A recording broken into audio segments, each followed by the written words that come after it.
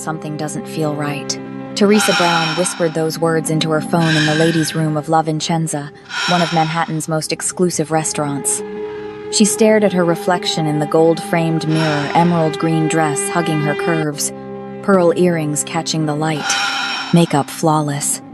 She looked like she belonged here. She felt like she was walking into a trap. The text she'd just sent to her best friend, Sarah, read, "This was a mistake. Frank gives me bad vibes." Sarah's response came immediately. "You promised you'd give him a chance. He's a VP at his company, T. When was the last time you went out with someone who had their life together?" Teresa closed her eyes. When was the last time? She could recite the disappointing list without effort.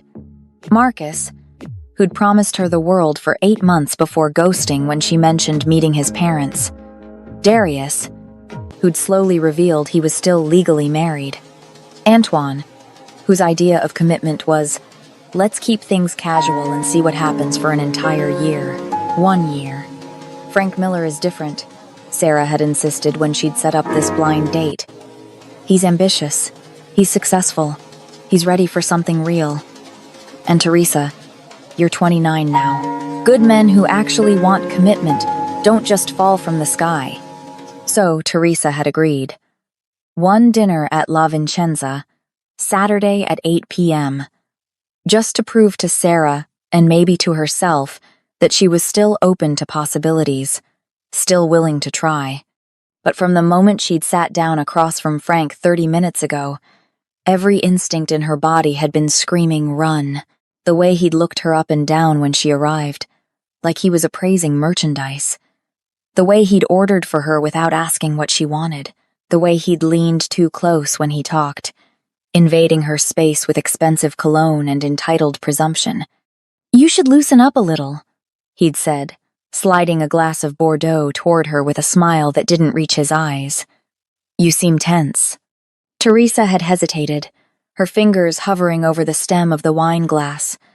Something about the way Frank was watching her, waiting, made her skin crawl. But she could hear Sarah's voice in her head. "You're being too picky. You're too guarded.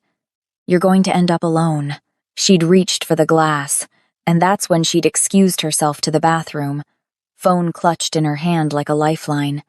Now, staring at her reflection, Teresa made a decision. She was leaving. She didn't care if Sarah called her dramatic. She didn't care if Frank thought she was rude. She was done ignoring the voice inside her that had kept her safe for 29 years. She pushed open the bathroom door and headed back to the table. But what Teresa didn't know was that someone else in that restaurant had been watching Frank Miller all evening. Taeyeon sat 4 tables away, a glass of whiskey untouched in front of him, his dark eyes tracking every move Frank made. The tattoos creeping up his neck were partially hidden beneath his white dress shirt, unbuttoned just enough to hint at the intricate ink that marked him as something far more dangerous than the legitimate businessman he appeared to be. He'd watched Frank tear open a small packet when Teresa went to the bathroom, watched him pour white powder into her wine glass with the practiced ease of someone who'd done this before, watched him stir it with her spoon, then lean back with that smug, satisfied expression. Taeyeon's hand tightened on his glass. Frank Miller didn't know it yet, but he'd just made the last mistake of his free life, because Taeyeon knew exactly who Frank was. A mid-level corporate parasite who'd racked up over $200,000 in gambling debts to the Chongryong faction, the very organization Taeyeon's rivals had been using to launder money through, Manhattan's underground poker circuit. And now Frank was here, in Taeyeon's restaurant, drugging an innocent woman. Not tonight. When Teresa walked back to the table, Taeyeon was already moving. "Miss, my apologies." He stepped forward just as Teresa reached for her chair, his movement calculated, precise. His shoulder brushed the edge of their table, creating just enough disruption. The wine glasses shifted. In the half-second of distraction, Taeyeon's hand moved like a shadow. The glasses switched positions so smoothly that even Teresa, looking directly at the table, didn't register the change. "So sorry," Taeyeon murmured, steadying himself against the back of Teresa's chair. His eyes met hers for one electric moment, dark, intense, filled with something she couldn't name. Then he stepped away, melting back toward his own table. Teresa sat down slowly, her heart pounding. That man. Who was he? Everything okay? Frank asked, his voice dripping with false concern. He lifted his wine glass. You barely touched your drink. Come on, Teresa. One toast. To new beginnings? He raised the glass to his lips and took a long, confident swallow. Teresa watched, frozen, as Frank's expression changed. Confusion first, then alarm. His eyes went wide. The glass slipped from his hand, shattering against his plate. Frank? Teresa leaned forward. Are you... His pupils dilated. His breathing turned shallow. And then, with a sound somewhere between a gasp and a groan, Frank Miller's eyes rolled back in his head. He collapsed, face first into his risotto. The restaurant erupted into chaos. Waiters rushed over. Someone screamed. A manager appeared, phone already pressed to his ear, calling for an ambulance. And through it all, Teresa sat paralyzed, her hands clutching a white napkin to her chest, her mind trying to process what had just happened. Then a hand rested on the back of her chair. Firm, possessive, protective, she looked up. The man with the tattoos stood beside her, his presence commanding enough to make the chaos around them seem distant. He looked down at her with those dark predator eyes, and when he spoke, his voice was low, calm, absolute. I believe your date is finished, Miss Brown. Teresa's breath caught. But your night doesn't have to be. What happened next would force Teresa to choose between the safe life she'd always known and a dangerous love that would shatter every rule she'd ever followed. But to understand how a blind date turned into a war between criminal empires, we need to go back 1 week to the conversation that started everything. 1 week earlier, Teresa's phone buzzed for the 7th time that evening as she sat curled up in her Brooklyn apartment. A half-empty glass of Pinot Grigio on the coffee table beside her iPad, where she'd been trying to finish a marketing presentation for the past 2 hours. Sarah. Again. She'd been dodging her best friend's calls for days, ever since she'd made the mistake of admitting at their last brunch that she'd deleted her dating apps. I'm taking a break, Teresa had explained over mimosas at their usual spot in Fort Greene. I'm tired of wasting time on men who don't know what they want. Sarah had given her that look. The one that said, here we go again.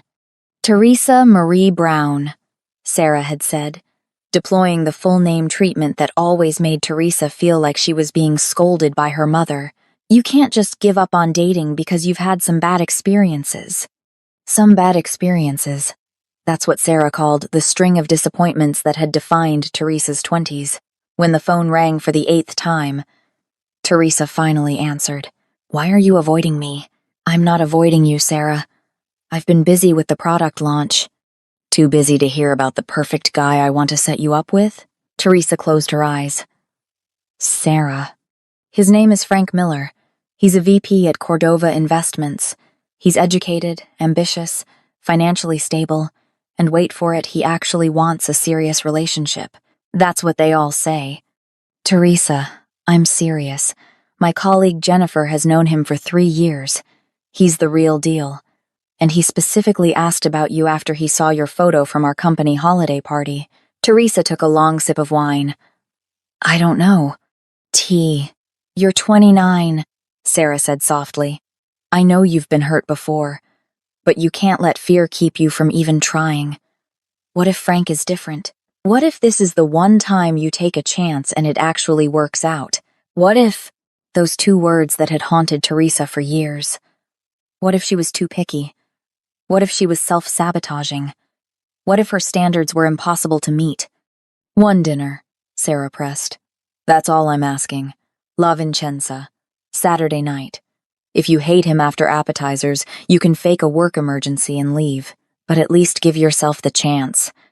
Teresa stared at the ceiling of her apartment, at the exposed brick she'd fallen in love with when she'd signed the lease 2 years ago, back when she'd still believed that building the perfect life would somehow lead to finding the perfect person to share it with.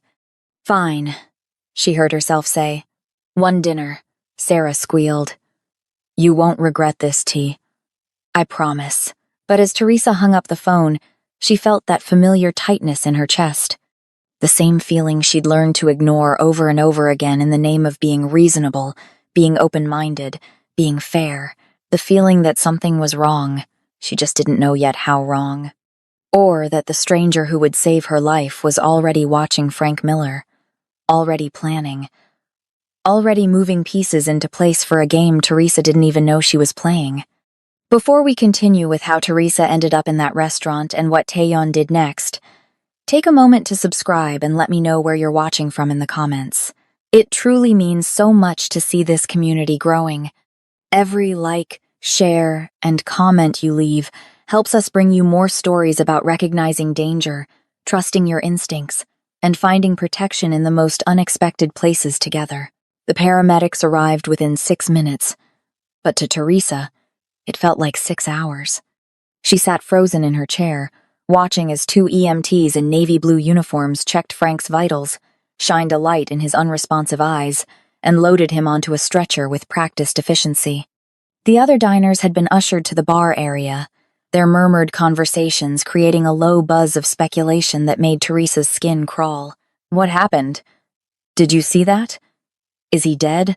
Some kind of allergic reaction? Heart attack? Drugs? Drugs. Teresa's mind raced back to the wine glass, to the moment before she'd gone to the bathroom.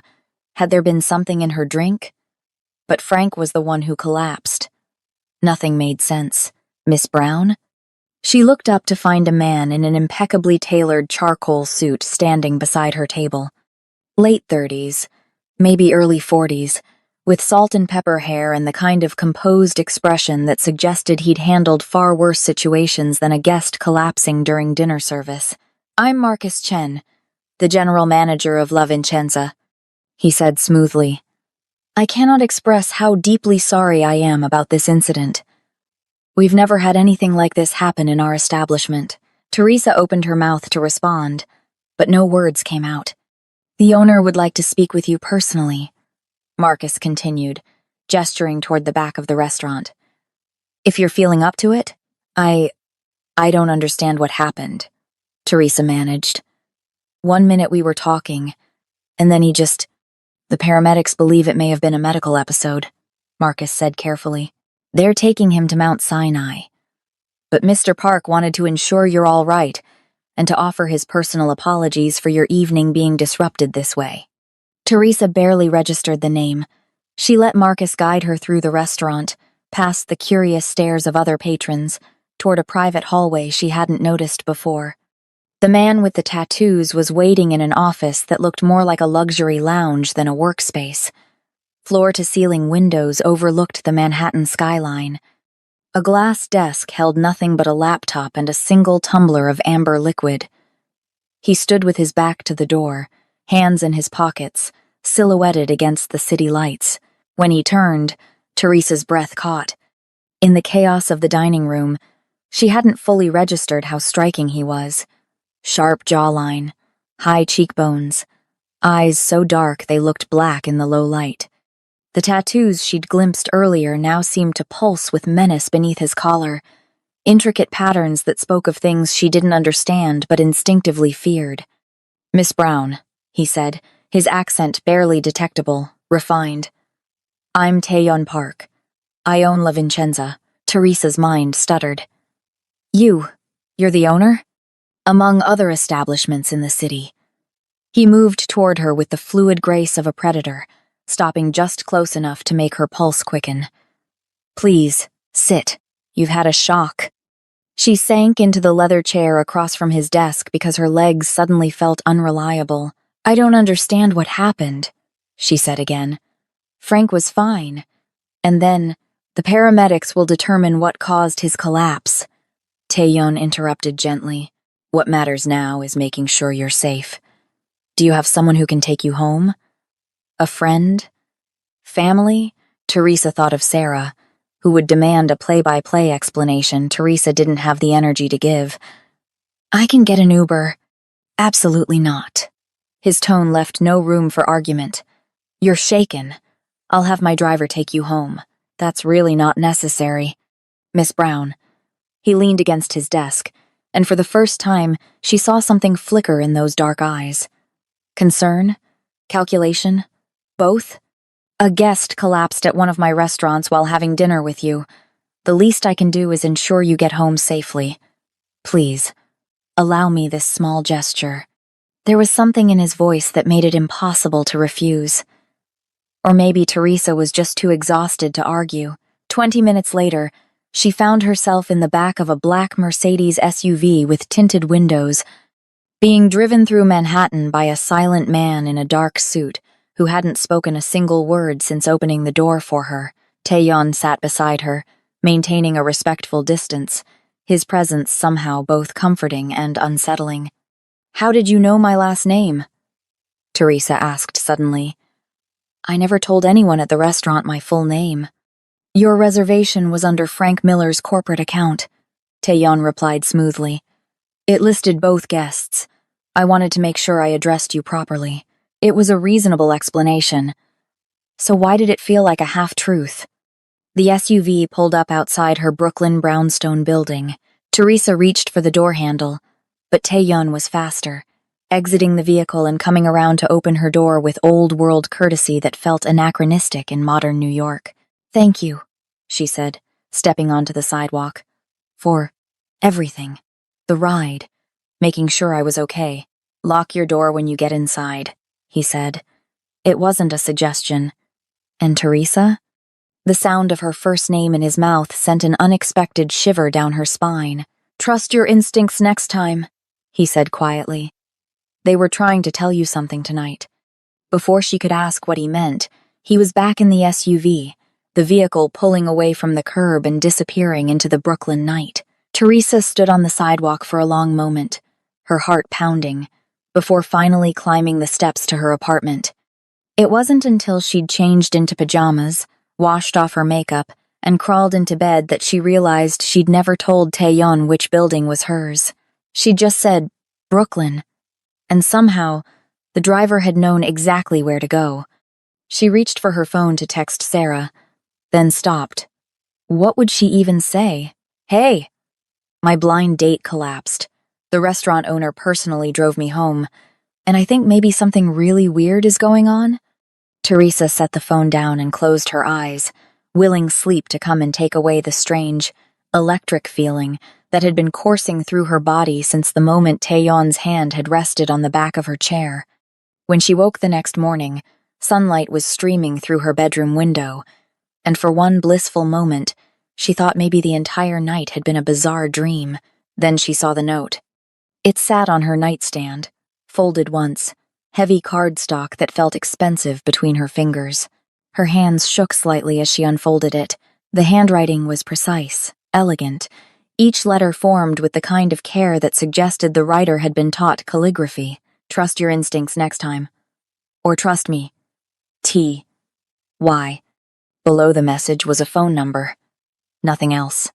Teresa stared at the note for a full minute, her mind racing through impossible scenarios. Had Taeyeon come into her apartment while she was sleeping? Had someone else delivered it? When? How? She looked around her bedroom. Nothing else seemed disturbed. Her purse sat on the chair where she'd dropped it. Her keys were on the dresser. The deadbolt on her front door was still engaged from the inside. The note shouldn't exist, but it did, solid and real in her trembling hands. Teresa grabbed her phone and called Sarah. "Oh my God, T.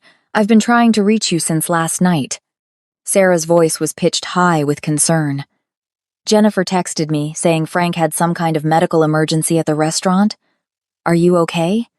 "I'm fine," Teresa said, though she wasn't sure that was true. "Sarah, what do you know about Frank Miller?" "What do you mean?" "I told you. He's a VP at Cordova Investments. No, I mean, really know about him. Has Jennifer ever mentioned anything weird? Anything that seemed off?" There was a pause. T. What happened? Teresa closed her eyes. I don't know, but something about last night felt wrong. Really wrong. Okay, you're scaring me. Do you want me to come over? No, I'm okay. I need to get ready for work. Can you ask Jennifer if there's anything about Frank I should know? Anything at all? Of course. But Teresa, are you sure you're all right? Yeah. I'll call you later. She hung up before Sarah could press further and stood under a scalding shower for 20 minutes, trying to wash away the feeling that her life had fundamentally shifted overnight in ways she didn't yet understand. By the time she arrived at the marketing agency where she worked as a senior account manager, Teresa had almost convinced herself she was overreacting. Frank had a medical episode. The owner of the restaurant was being kind. The note was probably delivered by a doorman she didn't remember seeing. Everything had a rational explanation.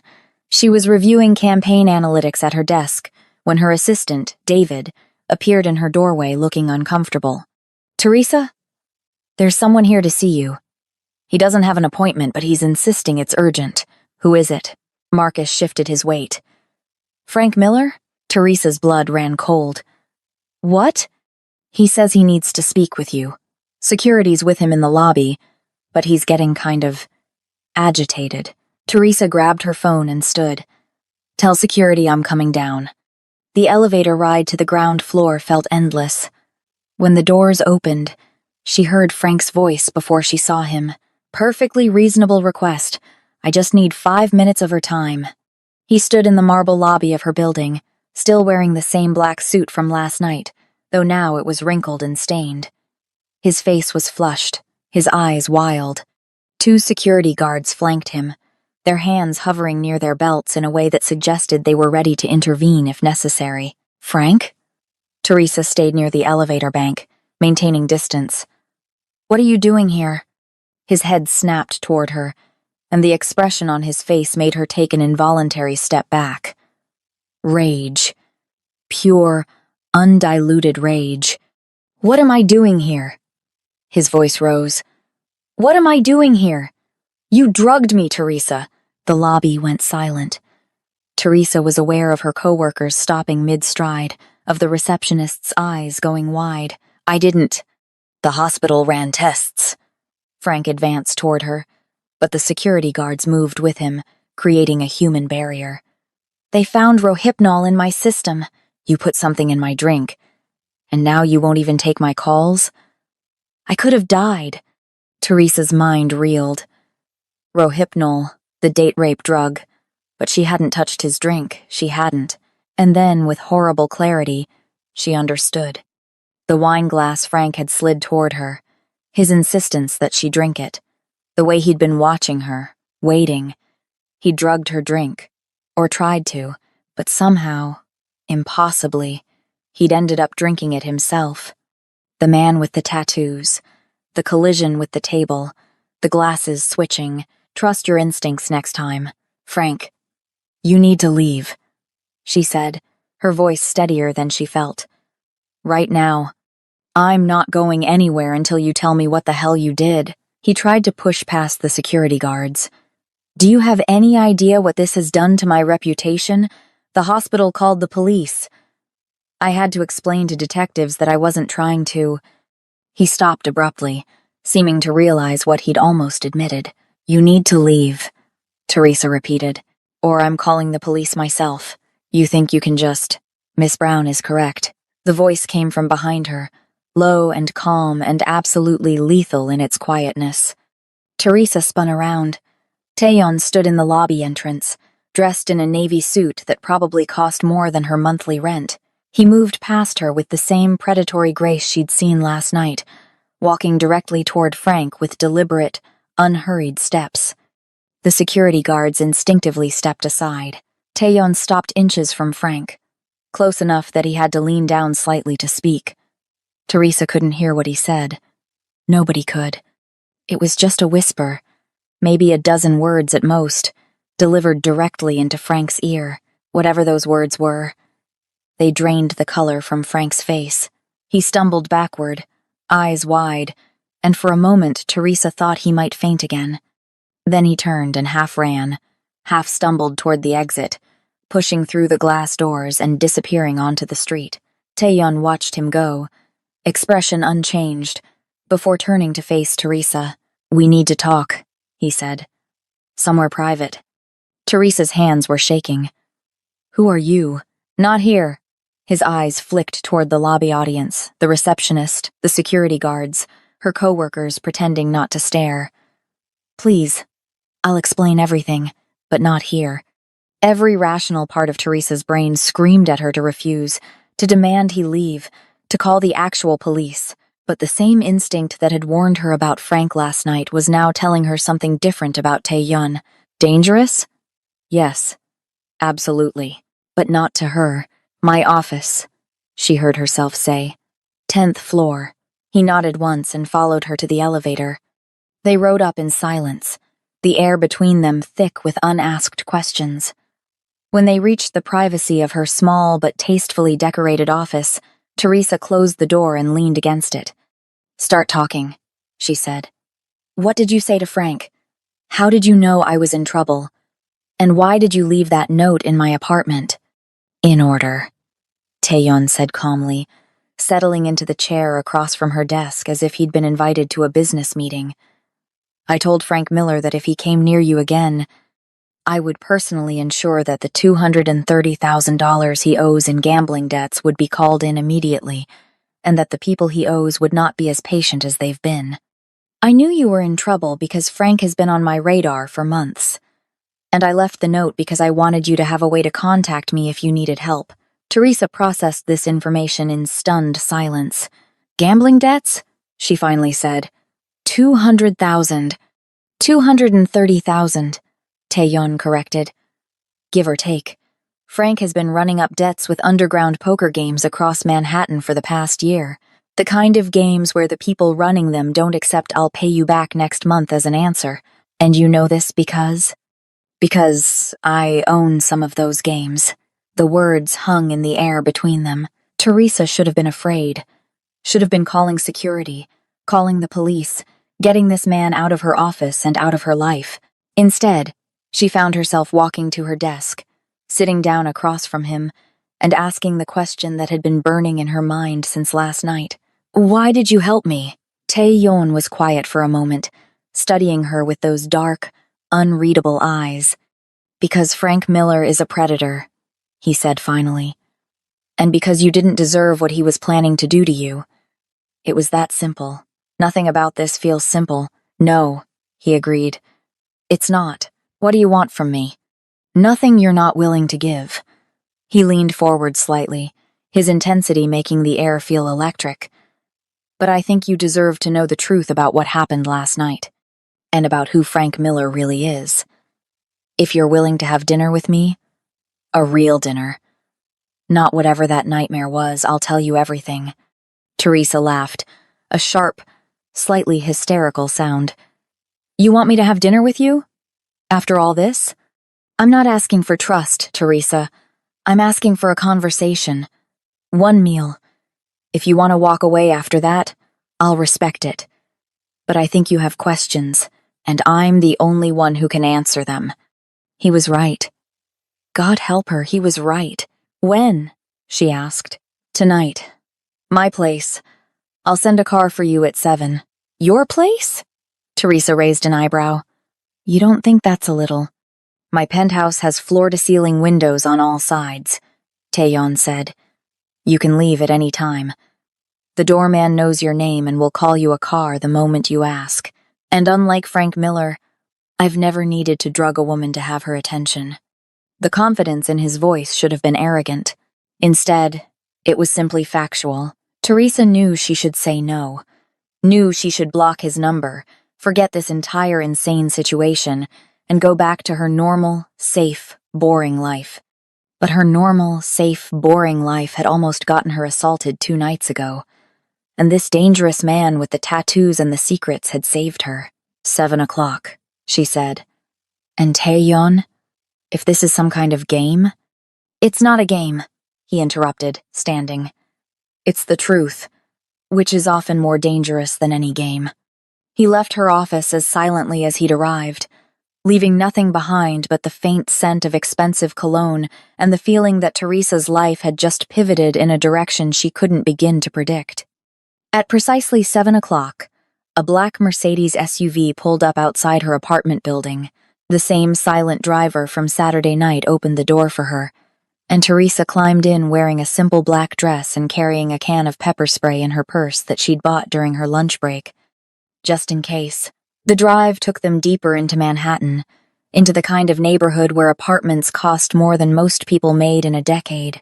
The building Taeyeon lived in was all glass and steel, modern and imposing, with a doorman who greeted her by name. "Miss Brown, Mr. Park is expecting you." Penthouse level. The elevator ride was smooth and silent. When the doors opened, they revealed not a hallway but a single door. The entire top floor was one residence. Taeyeon answered on the first knock, dressed in black slacks and a white shirt with the sleeves rolled up to his elbows. For the first time, Teresa could see his tattoos clearly. They weren't random designs. They were a story, intricate scenes that flowed from his wrists, up his forearms, and disappeared beneath his shirt. Dragons, cherry blossoms, characters in a language she didn't read but recognized as Korean. "Come in," he said, stepping aside. The penthouse was exactly as he'd described. Windows everywhere, offering a 360-degree view of Manhattan at night.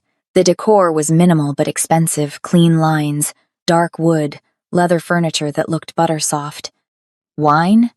he offered, gesturing to a bottle already open on the kitchen island.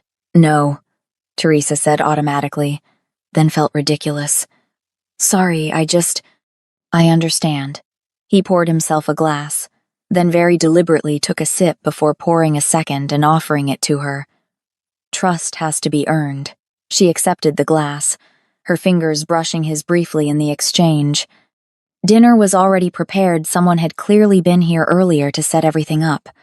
Grilled salmon with asparagus, roasted potatoes, a salad that looked too artful to be from a delivery service. They ate in his dining room, the city lights spread out beneath them like a carpet of stars. "You said you'd tell me everything," Teresa said finally, setting down her fork. "So tell me, who are you, really?" Taeyeon set down his own fork and unbuttoned his shirt another button, pulling the collar aside to reveal more of the tattoo work on his chest and shoulder. "My family has been involved in organized crime for 3 generations, he said calmly, as if discussing the weather. "In Korea, we were affiliated with what Americans would call the Yakuza, though the reality is more complicated than that. When I came to New York 15 years ago, I brought connections and resources. I've built them into legitimate businesses and less legitimate operations." Teresa's wine glass felt suddenly heavy in her hand. "I own 17 restaurants across Manhattan," he continued. 4 nightclubs, 3 parking garages, 2 shipping companies, and I have financial interests in various enterprises that operate outside the bounds of typical business regulation. "You're telling me you're in the Mafia?" "I'm telling you I operate in spaces where the law is flexible and power is earned, not given." He met her eyes steadily. "I'm telling you that I've done things you would find morally questionable, if not outright reprehensible. I'm also telling you that I have a code. Children are off limits. Non-consensual acts are punished severely within my organization, and men like Frank Miller, predators who use drugs and manipulation to harm women, they don't get to operate in my city without consequences." "Is that why you were watching him?" "Frank owes money to the Cheongryong faction, a rival organization that's been trying to expand their territory into my businesses. They've been using his debts as leverage, trying to get him to provide information about my operations. He's a small fish, but small fish can still cause problems if they're desperate enough." Teresa processed this, her mind struggling to reconcile the man sitting across from her, calm, articulate, almost gentle in his explanations, with the criminal he was describing. "The drug in my wine," she said slowly. "It was yours?" "It was stolen from a shipment that was supposed to go to one of my pharmaceutical contacts. When I found out Frank had obtained it, I knew someone in my organization had betrayed me. That's why I was at the restaurant that night. I was monitoring Frank, waiting to see who he'd meet with, who had supplied him with the drug, and then he used it on me. Yes. Something flickered in Taeyeon's expression. Anger, tightly controlled, which made the situation personal in a way I hadn't anticipated. You switched the glasses. I switched the glasses, he confirmed. Frank drank his own poison. Poetic justice, I thought. Teresa stood abruptly, walking to the windows, needing space to think. The city sprawled beneath her, millions of people living their normal lives, completely unaware of the shadow world Taeyeon was describing. Why are you telling me this? She asked, not turning around. Why bring me here? Why tell me the truth? She heard him stand, felt him approach, though he stopped several feet away, respecting her space. Because you deserve to know who saved you, he said quietly. Because I don't want you afraid of me. And because, Teresa, you've been on my mind since the moment I saw you walk into that restaurant looking like you'd rather be anywhere else. She turned to face him. I don't understand. I noticed you before I noticed Frank's plan, Taeyeon said. And for the first time, she heard something vulnerable in his voice. You were beautiful and uncomfortable and clearly too good for the man sitting across from you. When I saw what he was trying to do, I was furious. Not just because he was using my stolen property, because he was trying to hurt you. Teresa's heart hammered in her chest. This is insane, she whispered. Everything about this is insane. I know. You're a criminal. Yes, I should be running away from you as fast as possible. You probably should, he agreed. But you're not. Why is that? Teresa didn't have an answer. Or rather, she had too many answers, and none of them made rational sense, because he'd saved her when he didn't have to. Because he'd been honest when he could have lied. Because when she looked at him, she felt safer than she'd felt in years. Even knowing what he was. I need time to think, she said finally. Of course. Taeyeon pulled out his phone, typed something quickly. My driver will take you home whenever you're ready. But Teresa? Frank Miller is still a problem. He's desperate. He's angry. And desperate. Angry men do stupid things. Until this situation is resolved, I'd like to have someone watching your building, just to make sure you're safe. You want to assign me a bodyguard?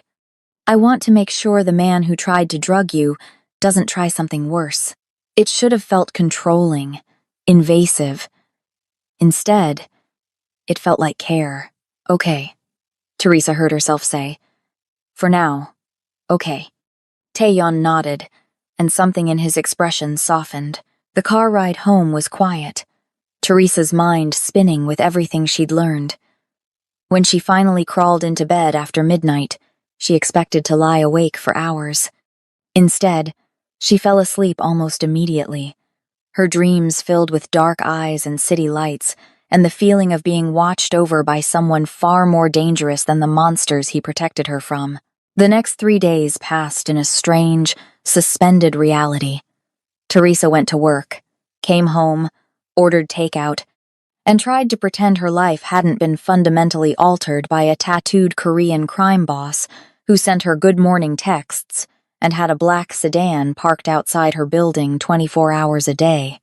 She didn't see Taeyeon in person, but she felt his presence everywhere.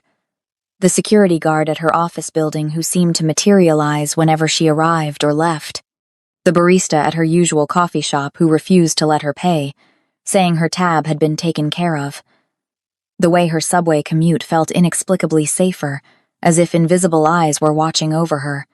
Sarah called repeatedly, demanding details about the hot guy from the restaurant that Jennifer had heard about through some corporate gossip chain. Teresa deflected, made excuses, and tried not to think about how good it felt to have someone care whether she made it home safely. On Thursday evening, Teresa's phone buzzed with a text from an unknown number. Frank is planning something. Be careful. A concerned friend. She immediately forwarded it to Taeyeon. She stared at her phone for a long moment, then pulled up Taeyeon's number and texted, Just got a weird message. Someone warning me about Frank. Said Frank is paranoid and making threats. The response came within seconds. Name? Victor Chen. Said he's an attorney. 3 dots appeared, disappeared, appeared again. Then, stay inside tonight. I'm sending additional security to your building. Taeyun's next message came a moment later. Victor Chen isn't Frank's attorney. He's one of the Viper's men. They're probing to see how much you know. Don't engage with any unknown numbers. Teresa wanted to argue, to insist she could take care of herself, but the memory of Frank's rage in her office lobby was too fresh. Instead, she texted back. Okay, another message. Thank you for trusting me. She fell asleep that night with her phone on the nightstand, half expecting it to ring with more threats, more warnings, more intrusions into the carefully controlled life she'd built for herself. What she didn't know was that across town, in a dimly lit private room at a nightclub Taeyeon didn't own, Frank Miller was making a deal with the devil. The man who called himself the Viper was older than Frank expected, mid-50s with silver hair and a face that had seen too much of the world's ugliness to be shocked by anything anymore. He sat across from Frank in a booth, flanked by 2 men who looked like they ate people for breakfast and picked their teeth with the bones. Let me make sure I understand, the Viper said, his voice smooth as silk and twice as dangerous. You want me to erase your debt $230,000 in exchange for helping us eliminate a competitor? Not eliminate, Frank said quickly. He'd been drinking for courage, and his words slurred slightly. Just discredit. Embarrass.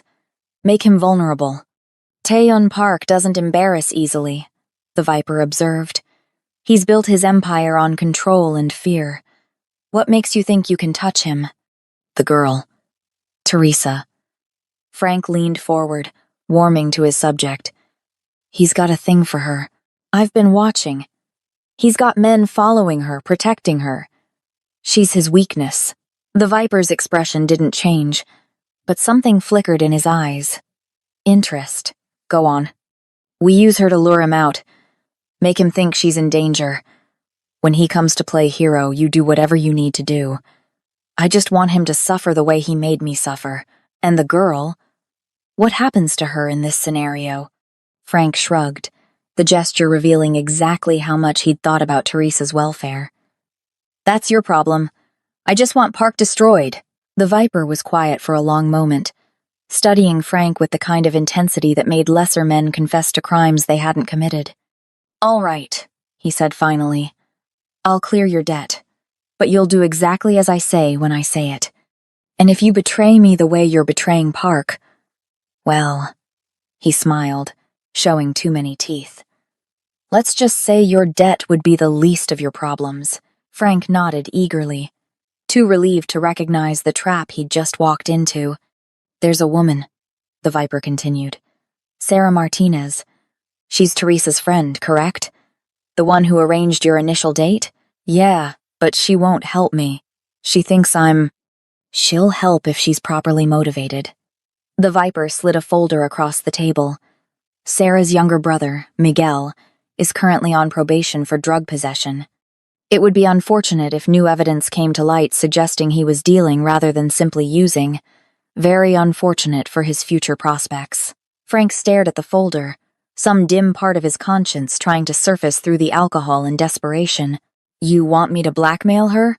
I want you to give her a choice. Help us. And her brother's record stays clean. Refuse, and he goes to prison for 5 to 10 years.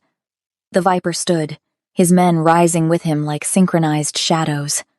You have 48 hours to get Teresa Brown to the location we specify. Don't disappoint me, Frank. I'm much less forgiving than Taeyeon Park. They left Frank sitting alone in the booth, the folder in front of him, the weight of what he'd just agreed to settling onto his shoulders like a stone. But Frank Miller had never been good at thinking beyond his own immediate needs. And right now, all he could think about was revenge. Sarah called Teresa on Friday afternoon, her voice tight with stress. T, I need to see you. Can you meet me for coffee after work? Is everything okay? Just, please. Our usual place.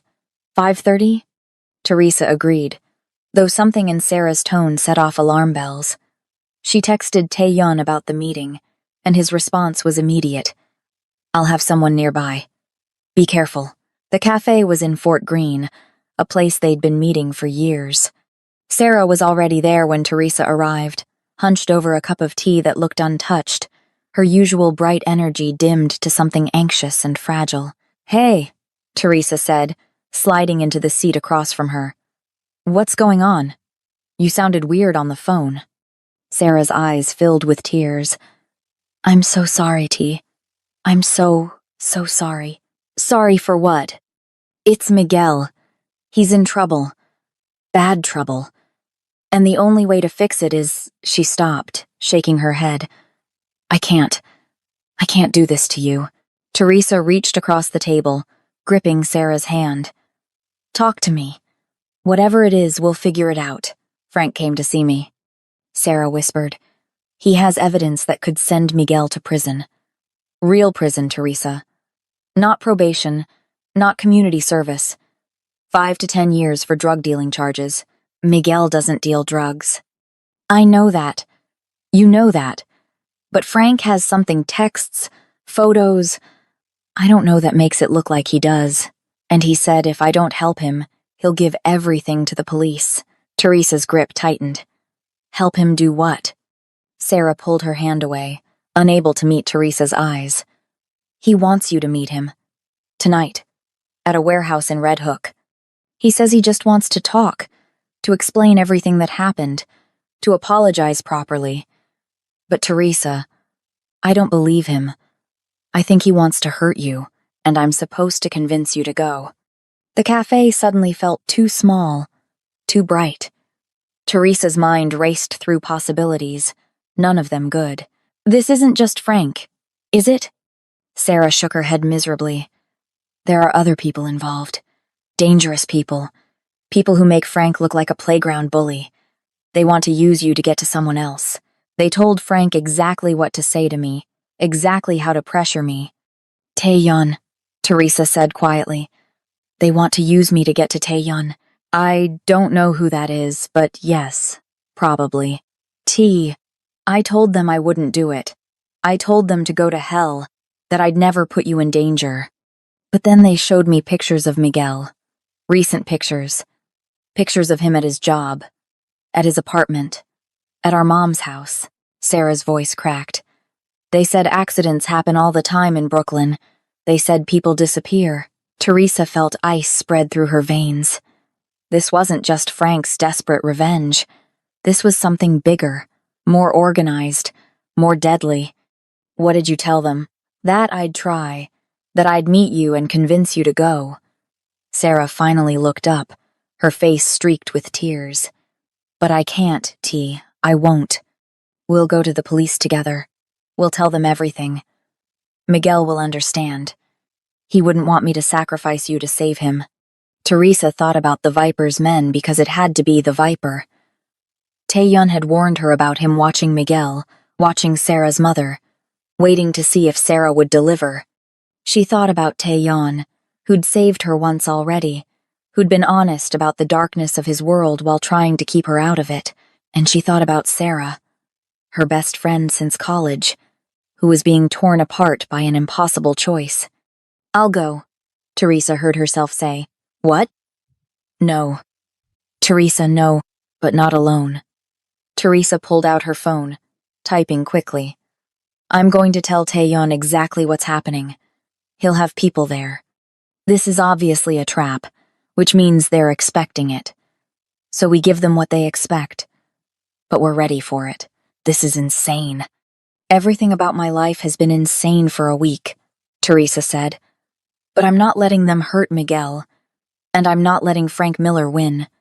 She sent the text to Taeyeon. They're using Sarah's brother to force me to a warehouse in Red Hook tonight. It's a trap. I'm going to walk into it. Please tell me you'll be there. The response came within seconds. What address?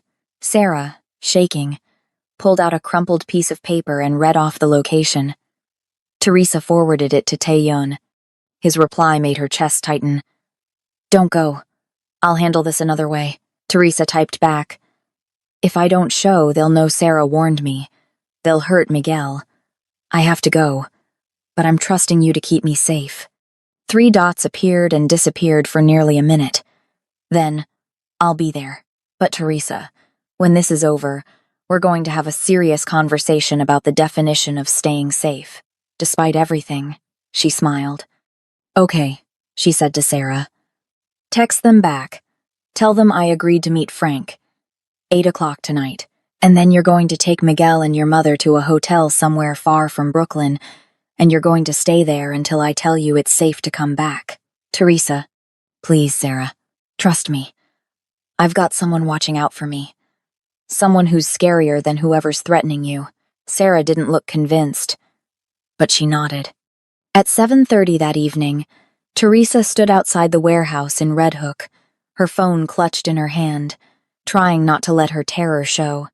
The building was exactly what she'd expected from a criminal hideout in a movie, abandoned, industrial, covered in graffiti, with broken windows that looked like empty eye sockets in the fading light. A black van was parked near the entrance.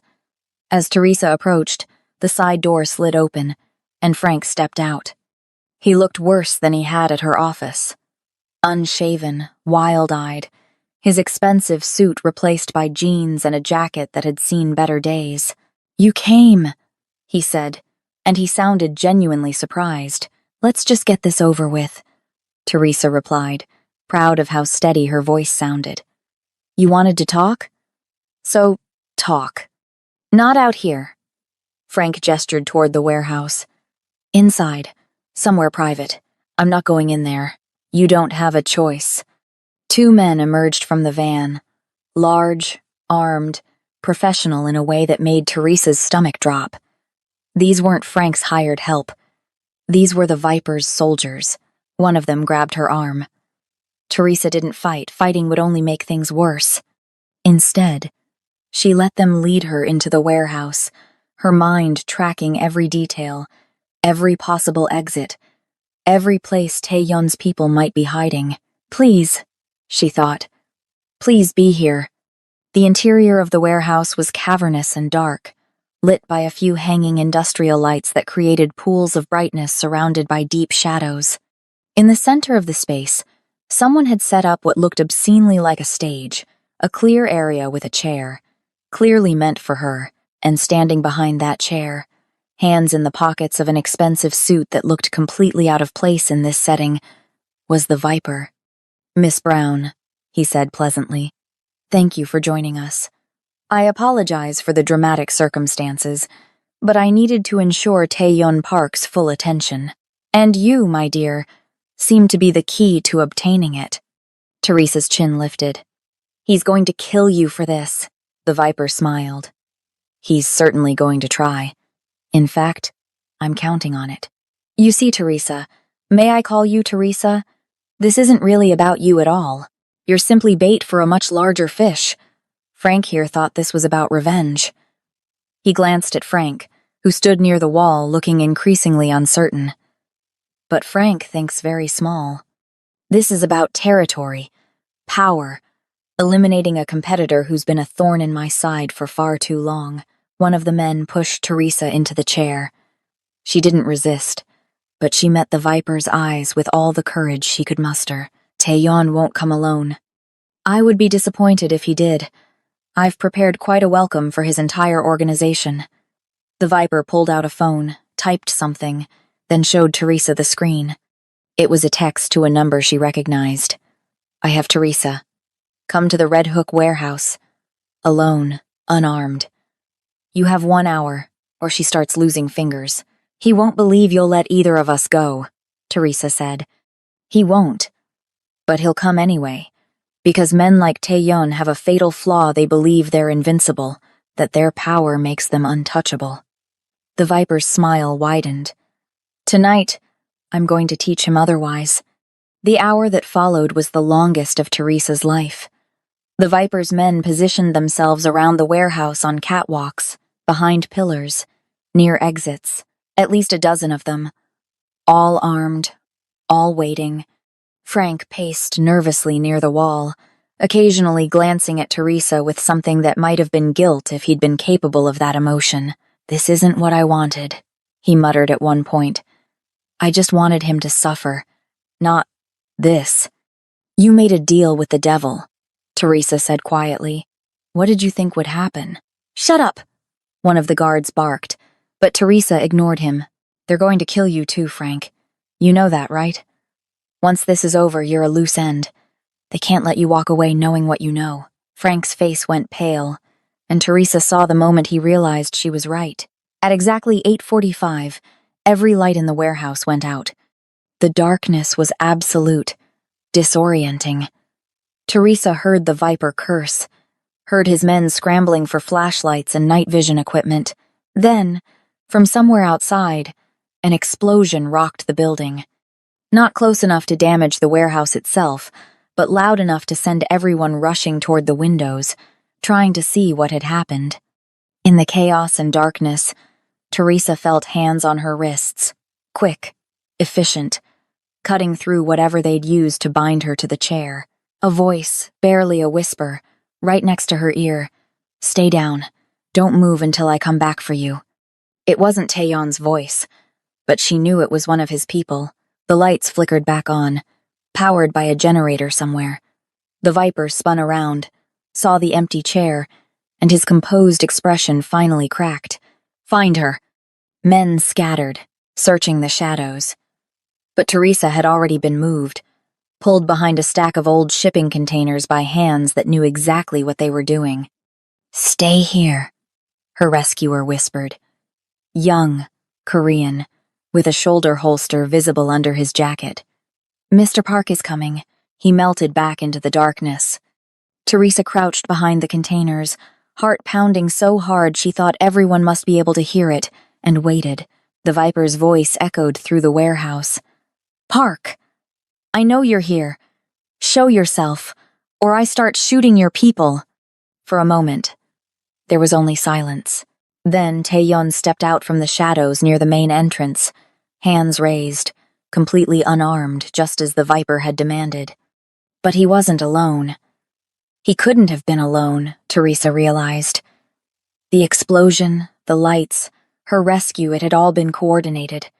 Let her go, Taeyeon said, his voice carrying across the space with absolute authority. This is between us. She's not part of this world. She became part of it when she caught your attention, the Viper replied. Where is she? Somewhere safe. Which is more than I can say for you, the Viper laughed. You're surrounded, Park. I have a dozen men in this building. You're alone, am I? The question hung in the air for 3 seconds before all hell broke loose. Gunfire erupted from multiple directions, not from the Viper's men, but at them. Red laser sights appeared on foreheads and chests. The Viper's soldiers dropped their weapons, hands shooting up in surrender as they realized they were outgunned and outmaneuvered. Taeyeon had never been alone. His people had been here all along, hidden, waiting, turning the Viper's trap into one of his own. But the Viper hadn't survived this long by being unprepared. He grabbed the nearest person, Frank, who'd been frozen against the wall in terror, and put a gun to his head. Call them off, Park! Call them off, or I kill this idiot! Taeyeon didn't even hesitate. Kill him. He tried to drug a woman and then sold her to you to save himself. He's worthless. Frank made a sound somewhere between a sob and a scream. Teresa watched from her hiding place, torn between horror and fascination. This was Taeyeon's world, cold, calculating, where mercy was a weakness and hesitation got you killed. But she also saw something else. She saw Taeyeon's eyes scanning the warehouse, searching for her, making sure she was safe even as he negotiated with a man who wanted him dead. The Viper's hand shook slightly. He'd expected Taeyeon to fold, to trade his people's lives for Frank's. He'd miscalculated. You're not walking out of here, Taeyeon said quietly. But I'll give you a choice. Surrender now. Go to ground in another city, and we never speak of this again. Or fight, and I'll make sure everyone in your organization knows you were beaten by a trap you walked into willingly. For a long moment, no one moved. Then the Viper shoved Frank forward and dropped his gun. This isn't over, Park. Yes, Taeyeon said. It is. The Viper's men were being zip-tied, disarmed, herded into a corner. The Viper himself was being escorted out by two of Taeyon's people, who looked like they very much wanted an excuse to hurt him. Frank fell to his knees, sobbing, and Teresa stood up from behind the shipping containers, her legs shaky, her whole body trembling with adrenaline. Taeyeon turned, and their eyes met across the warehouse. He started walking toward her. She started walking toward him. They met in the middle, and Teresa saw it in slow motion, the shooter on the catwalk that everyone had missed. The Viper's insurance policy, his finger already squeezing the trigger. Taeyeon! He moved faster than should have been possible, pulling her behind him, his body shielding hers. The shot echoed through the warehouse. Taeyeon grunted, staggered, but stayed on his feet. The shooter didn't get a second chance. 3 of Taeyeon's men fired simultaneously, and the figure on the catwalk fell. Teresa's hands were on Taeyeon immediately, searching for the wound. His left shoulder, blood already seeping through his white shirt. "I'm fine," he said, but his voice was tight with pain. "You're shot. It's barely a graze." "You took a bullet for me." "Yes," he said simply, as if that was the most natural thing in the world. The warehouse emptied quickly after that. The Viper and his men were taken somewhere Teresa tried not to think about. Frank was handed over to actual police, apparently. Taeyeon had enough evidence of his gambling, drug possession, and attempted assault to ensure he'd be in prison for years.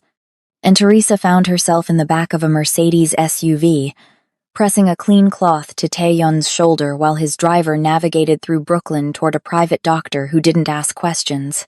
"You're insane," she told him as they drove. "You could have been killed." "So could you. I'm not the one who walked into a building full of armed men. Neither did I. I walked into a building full of my armed men who'd been there for 2 hours before the Viper even arrived." He winced as the car hit a pothole. "We had control of the situation the entire time, except for the sniper you missed." "Except for that," he admitted. "Which is why heads are going to roll in my security team tomorrow." Teresa pressed harder on the wound, and he hissed. "Sorry," she said. "Not sorry at all. You're angry. I'm terrified. Do you have any idea what it was like watching you walk in there, knowing you were doing it for me? Probably about as terrifying as knowing you'd walked into a trap because you were trying to protect your friend's brother." Taeyeon caught her hand with his good one, his fingers warm around hers. "We're both fools, Teresa. The question is whether we're going to be fools together or separately." The doctor's office, really a converted brownstone in Park Slope, was clean and efficient. The doctor, an older Korean woman who called Taeyeon that reckless boy in her native language, confirmed it was indeed just a graze, cleaned and bandaged it, and prescribed rest and antibiotics. "No getting shot for at least a month," she said sternly. "I mean it, Taeyeon. I'll do my best, Dr. Kim." Back in the car, Teresa finally allowed herself to fall apart. The adrenaline crashed, leaving her shaking and exhausted. Taeyeon pulled her against his good side, and she buried her face in his chest and cried. "I'm sorry," she gasped between sobs. "I'm sorry I walked into the trap. I'm sorry I put you in danger. I'm sorry." "Shh." His hand stroked her hair. "You did what you thought was right. You protected someone you loved. I would have done the same. This is your life," she whispered. "This violence, this danger. How do you live like this?" "Very carefully, and usually alone." He tilted her chin up so she had to meet his eyes. "But Teresa, I don't want to be alone anymore. The moment I saw you in that restaurant, something shifted. I've spent 15 years building walls, creating distance, making sure no one could be used against me.